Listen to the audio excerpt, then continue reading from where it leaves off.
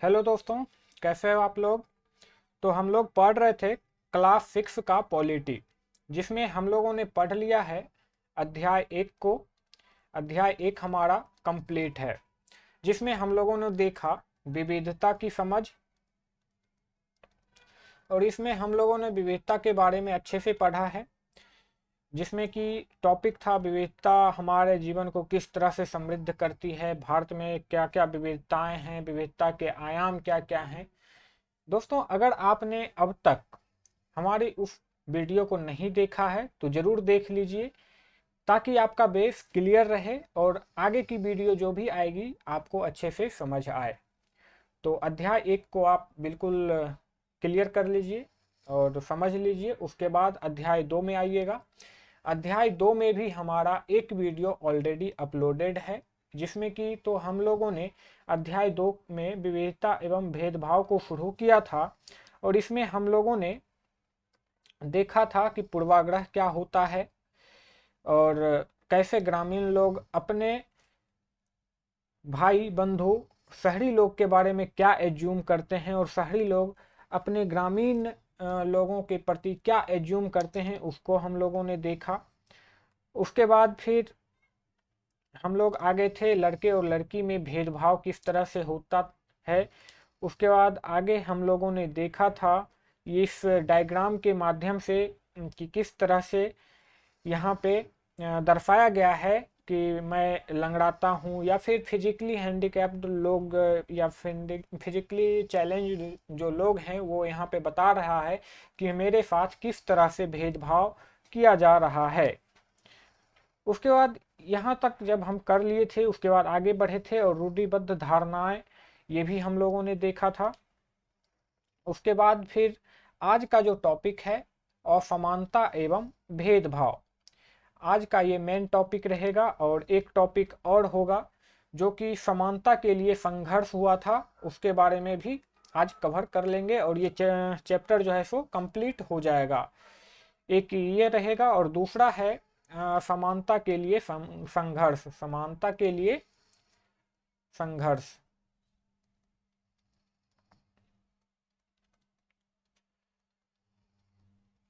तो चलिए आज हम ये दोनों टॉपिक को ख़त्म करके चैप्टर 2 ख़त्म करते हैं, फिर अगले दिन से चैप्टर 3 की तरफ हम लोग मूव करेंगे।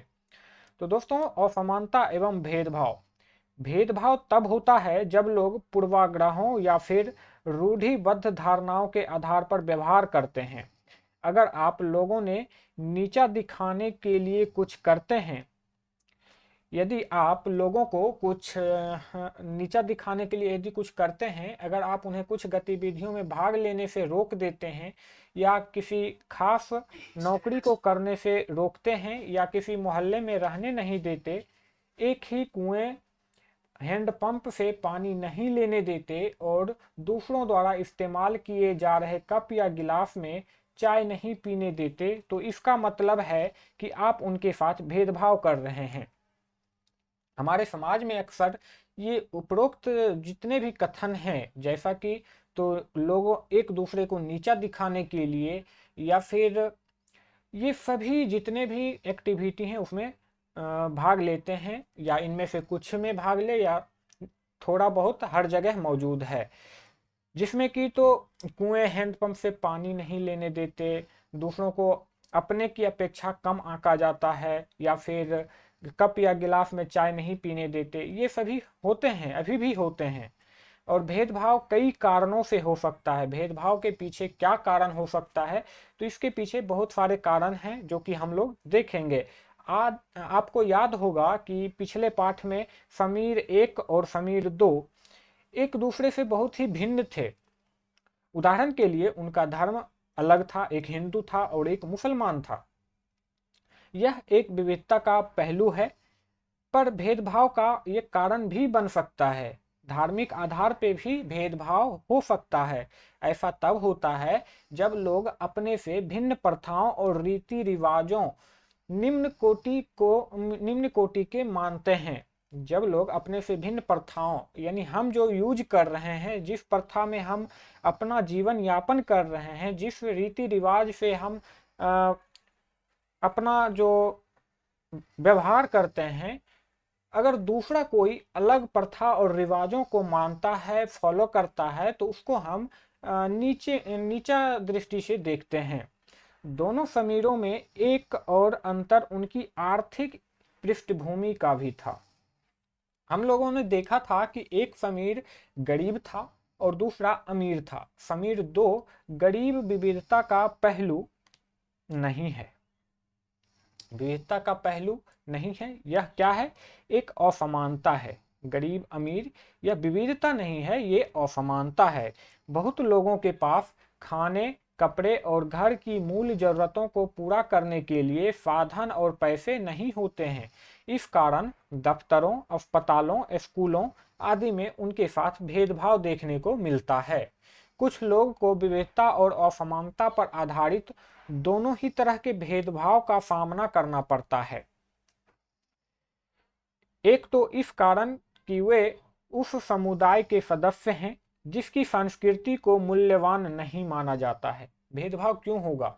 भेदभाव तब होगा जब कोई व्यक्ति किसी अन्य व्यक्ति के प्रति उसके कल्चर को थोड़ा कम आंका जाएगा, अपने से कम आंका जाएगा, तब भेदभाव वहां से शुरू होगा। ऊपर से यदि वे गरीब हैं और उनके पास अपनी जरूरतों को पूरा करने का साधन नहीं है, तो इस आधार पर भी भेदभाव किया जा सकता है। यानी भेदभाव धार्मिक आधार पे भी किया जा सकता है और आर्थिक आधार पे भी किया जा सकता है। ऐसे दोहरे भेदभाव का सामना कई जनजातीय लोगों, धार्मिक समूहों और खास क्षेत्र के लोगों को करना पड़ता है। अब चलिए, दलित शब्द आया है, तो दलित शब्द होता क्या है? आज हमारे समाज में दलित शब्द का प्रयोग किया जा रहा है। यह शब्द नीची कही जाने वाली जाति के लोग अपनी पहचान के रूप में इस्तेमाल करते हैं। आप किसी को दलित बोल रहे हैं, इसका अर्थ होता है कि उन्हें दबाया गया है। यदि कोई दलित है तो उसका अर्थ होगा वह दबाया गया है, कुचला गया है। और वो जाति जिसे आप दलित बोल रहे हैं, वो अपनी पहचान के रूप में दलित शब्द का इस्तेमाल करते हैं और यह शब्द अछूत से ज्यादा पसंद करते हैं। दलित के अनुसार यह शब्द दर्शाता है कि कैसे सामाजिक पूर्वाग्रहों और भेदभाव ने दलित लोगों को दबाकर रखा है। सरकार ऐसे लोगों को अनुसूचित जाति के वर्ग में रखती है। यहाँ पे रूढ़िबद्ध धारणाओं एवं भेदभाव में आपको अंतर लिखना है। उसके बाद आपके अनुसार जिस व्यक्ति के साथ भेदभाव होता है उसे कैसा महसूस होता है, थोड़ा फील करके आपको आपस में चर्चा करना है। आगे बढ़ते हैं और अगला हमारे एक नेता का नाम आता है जिसका नाम है डॉक्टर भीमराव अंबेडकर। भारत के यह एक महान नेता थे जिन्होंने जाति व्यवस्था पर आधारित भेदभाव के अपने अनुभवों के बारे में लिखा है। इन्होंने एक बुक में लिखा है और जिसमें उन्होंने अपने अनुभव को बताया है, आप लोगों के साथ शेयर किया है। चलिए उसे भी देखते हैं। ये जो घटना है यह 1901 में हुआ है, जब भीमराव अंबेडकर केवल 9 साल के थे। वे महाराष्ट्र के कोरेगांव में अपने भाइयों के साथ पिता से मिलने गए थे। बड़ी देर हमने इंतजार किया। ये भीमराव अंबेडकर लिखे हैं, यहाँ से कहानी स्टार्ट होता है। बड़ी देर हमने इंतजार किया पर कोई नहीं आया। 1 घंटा बीत गया तो स्टेशन मास्टर पूछने आ गए। उन्होंने हमसे हमारे टिकट मांगे और हमने दिखा दिए। उन्होंने पूछा कि हम वहाँ क्यों रुके हुए थे। हमने बताया कि हमें कोरेगांव जाना था और हम पिताजी या उनके नौकर के आने का इंतजार कर रहे थे, लेकिन दोनों में से कोई भी नहीं पहुंच पाया था और हमें पता नहीं था कि कोरेगांव कैसे पहुंचते हैं, यानी जाने का रास्ता भी हमें पता नहीं था। हमने बहुत अच्छे कपड़े पहन रखे थे। हमारे कपड़ों और बोली से कोई भी यह अंदाज नहीं लगा सकता था कि हम अछूत के बच्चे थे। निश्चय ही स्टेशन मास्टर को यह लगा कि हम ब्राह्मण के बच्चे हैं।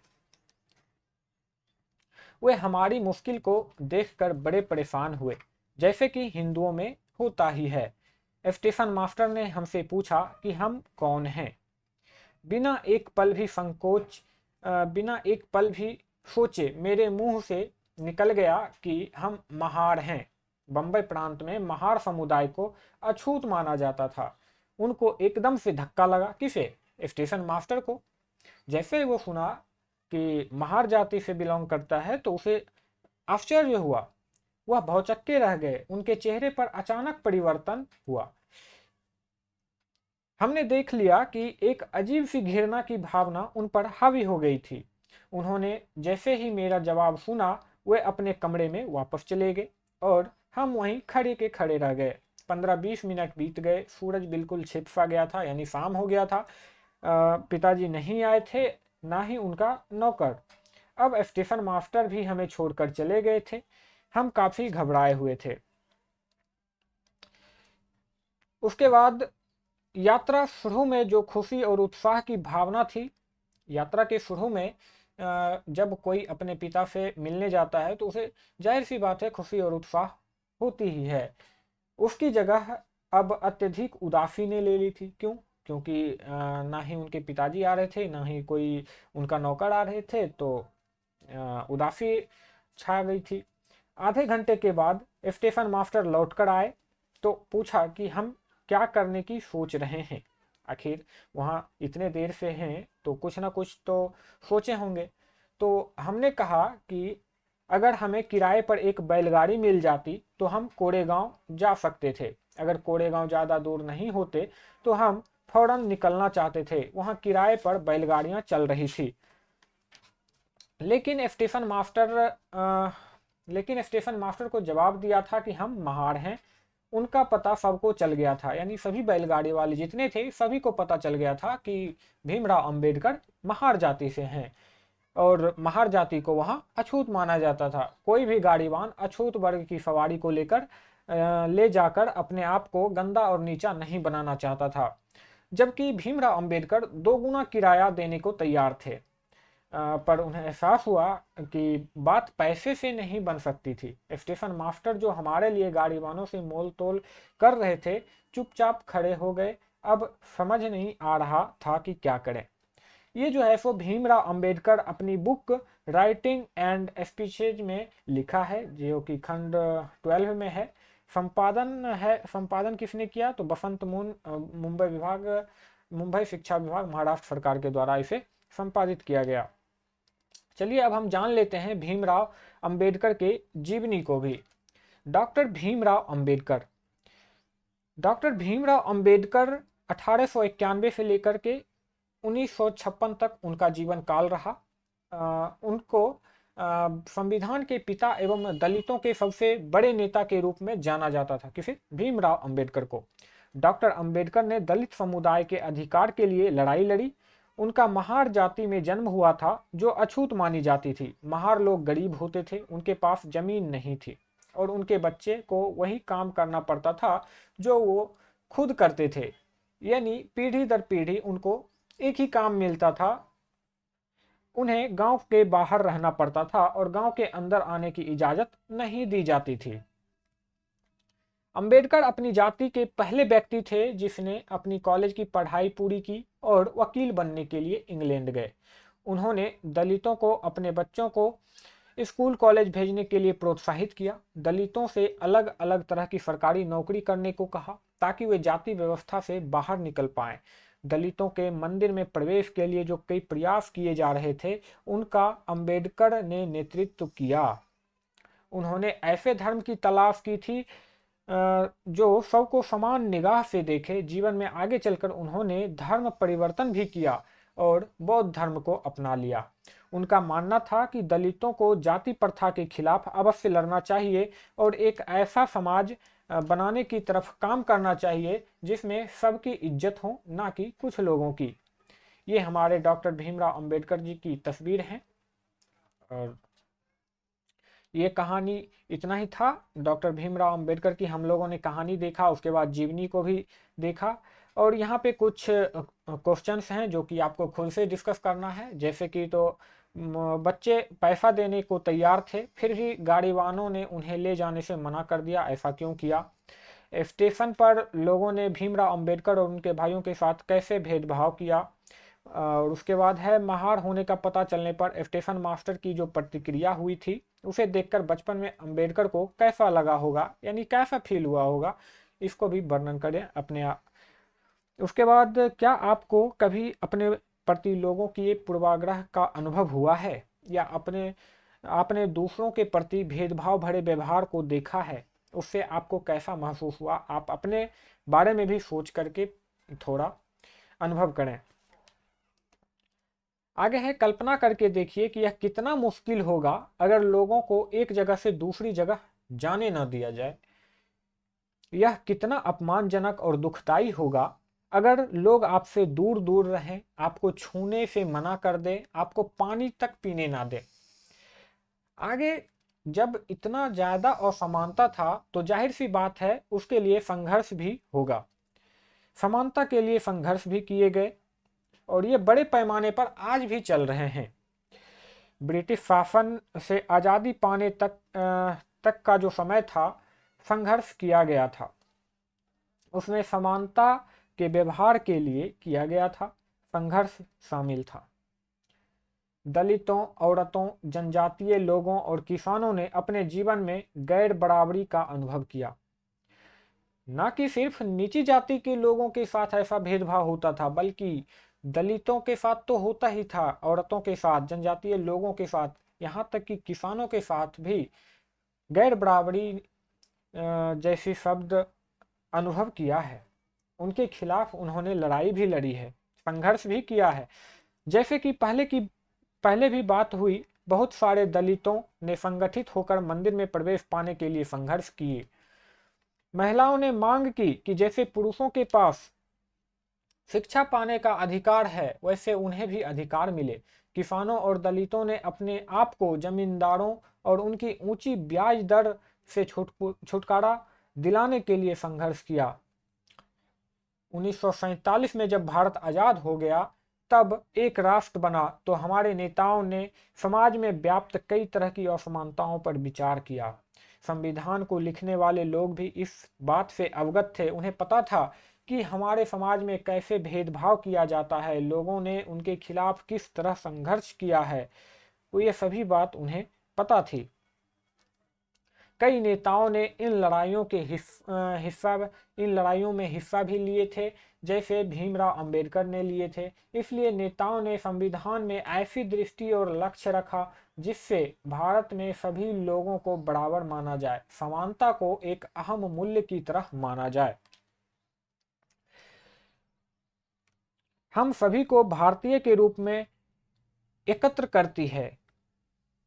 प्रत्येक व्यक्ति को समान अधिकार, समान अवसर प्राप्त है। और अस्पृश्यता का अर्थ होता है छुआछूत। अस्पृश्यता यानी छुआछूत को अपराध की तरह देखा जाता है। आप लोगों को कमेंट में बताना है कि कौन सा आर्टिकल, आपको आर्टिकल बताना है, कौन सा आर्टिकल अस्पृश्यता का अंत की बात करता है और इसे कानूनी रूप से खत्म कर दिया गया, यानी अस्पृश्यता छुआछूत को समाप्त करने के लिए एक आर्टिकल बनाया गया।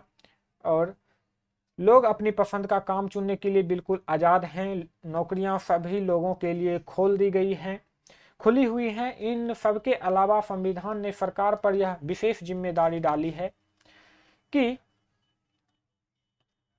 वह गरीबों और मुख्य धारा से अलग थलग पड़ गए समुदायों को इस समानता के अधिकार के फायदे दिलवाने के लिए विशेष कदम उठाए। आपको यह भी कमेंट करना है कि यह इसे किस उसे क्या बोलते हैं। चलिए बता ही देता हूं। डीपीएसपी आप लोगों ने डीपीएसपी के बारे में आप लोगों को पता होगा, यदि नहीं पता है तो जल्द ही हम यहाँ तक भी पहुँचेंगे। अभी तो स्टार्ट है, बस वीडियो का आनंद लीजिए और अच्छे से पढ़ना है, कोई दिक्कत नहीं है, बस साथ बनाए रखिए और अपने दोस्तों को भी ज़रूर इसमें ऐड करिए और वीडियो को लाइक करिएगा, तभी हमें मोटिवेशन मिलेगा और जिससे हम और भी अच्छे से मेहनत करेंगे वीडियो के लिए और आप लोगों के लिए अच्छी अच्छी कंटेंट को लेकर आएंगे। तो ज़रूर से अपने दोस्तों के साथ शेयर करें, क्योंकि जितना कम स्टूडेंट होगा पढ़ने में मज़ा नहीं आएगा। जितना अधिक स्टूडेंट होगा उतना अधिक मज़ा आएगा और अच्छे से क्लियर होगा। संविधान के लेखकों ने यह भी कहा कि विविधता की इज्जत करना, उसे मूल्यवान मानना समानता सुनिश्चित करने में बहुत ही महत्वपूर्ण कारक है। उन्होंने यह महसूस किया कि लोगों को अपने धर्म का पालन करने, अपनी भाषा बोलने, अपने त्योहार मनाने और अपने आप को खुले रूप से अभिव्यक्त करने की आज़ादी होनी चाहिए, जो कि हमारे संविधान में ये सभी परिप्रेक्ष्य को देखते हुए इंक्लूड यानी मौजूद किया गया है, उसमें डाला गया है ये सभी उपबंध को। उन्होंने कहा कि कोई एक भाषा, धर्म या त्योहार सबके लिए अनिवार्य नहीं बनाना चाहिए। उन्होंने जोर दिया है कि सरकार सभी धर्मों को बराबर मानेगी, समान रूप से संरक्षित करेगी। इसलिए भारत एक धर्मनिरपेक्ष देश है जहां लोग बिना भेदभाव के अपने धर्म का पालन करते हैं। इसे हमारी एकता के महत्वपूर्ण कारक के रूप में देखा जाता है। हम इकट्ठे रहते हैं और एक दूसरे की इज्जत करते हैं। हालांकि हमारे संविधान में इन विचारों पर जोर दिया गया है कि यह पाठ इसी बात को उठाता है कि असमानता आज भी मौजूद है, जिसे हम लोगों को मिलकर समाप्त करने की आवश्यकता है। समानता वह मूल्य है जिसके लिए हमें निरंतर संघर्ष करते रहना होगा। भारतीयों के लिए समानता का मूल्य वास्तविक जीवन का हिस्सा बने, सच्चाई बने, इसके लिए लोगों के संघर्ष, उनके आंदोलन और सरकार द्वारा उठाए जाने वाले कदम बहुत ही जरूरी है। और यहाँ पे अंतिम में भारत का संविधान का एक पृष्ठ, पहला पृष्ठ है जिसमें संविधान का उद्देश्य का वर्णित है। उद्देशिका में क्या क्या लक्ष्य बताया गया है, चलिए एक बार पढ़ के आपको सुनाते हैं। हमारे भारत का संविधान हम भारत के लोग से शुरू होता है। हमारा भारत का संविधान कहाँ से स्टार्ट होता है? तो हम भारत के लोग से शुरू होता है। भारत को एक संपूर्ण प्रभुत्व संपन्न समाजवादी, पंथ निरपेक्ष और लोकतंत्रात्मक गणराज्य बनाने के लिए तथा उसके समस्त नागरिकों को, यहाँ पे क्या बात कर रहा है? संपूर्ण प्रभुत्व संपन्न समाजवादी, पंथ निरपेक्ष और लोकतंत्रात्मक गणराज्य की बात किया जा रहा है। सामाजिक, आर्थिक और राजनीतिक न्याय की बात किया जा रहा है। विचार, अभिव्यक्ति और विश्वास, धर्म और उपासना की स्वतंत्रता की बात की जा रही है। प्रतिष्ठा और अवसर की समता की बात की जा रही है तथा उन सब में सभी व्यक्तियों में गरिमा और राष्ट्र की एकता और अखंडता को सुनिश्चित करने वाली बंधुता बढ़ाने की बात की जा रही है। और दृढ़ संकल्पित होकर इस संविधान सभा में आज तारीख, कितना तारीख को, 26 नवंबर 1949 ईस्वी को संविधान को अंगीकृत, अधिनियमित और आत्मार्पित करते हैं। दोस्तों, ये हमारे संविधान के लक्ष्य हैं। उम्मीद है कि आप लोगों को ये वीडियो अच्छी लगी होगी। दोस्तों, आज हमारा क्लास 6 पॉलिटी का दूसरा अध्याय समाप्त हुआ और